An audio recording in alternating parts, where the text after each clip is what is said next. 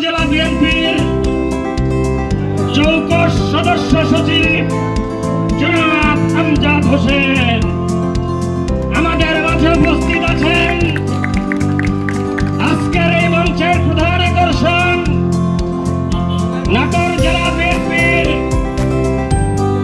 সংগ্রামী যুগ্ম আহ্বায়ক, যিনি রাজপথে দিনের পর দিন, মাসের পর মাস, বছরের পর বছর আন্দোলন করেছেন, সংগ্রাম করেছেন।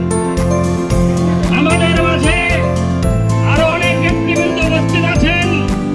তাদের সবার কথা যদি বলতে যাই সময় পাবো না, শুধু একটি কথাই বলে শেষ করব। 1978 সালের 1 সেপ্টেম্বর বাংলাদেশ জাতীয়তাবাদী দল বিএনপির জন্ম হয়েছিল। সেই দিন থেকে আমি দলে আছি। গুরুদাসপুর থানার পাশে বারবারির কারণে প্রতিবার এই 16 বছরে আমাকে গ্রেপ্তার করছে, হয়রানির শিকার হয়েছি।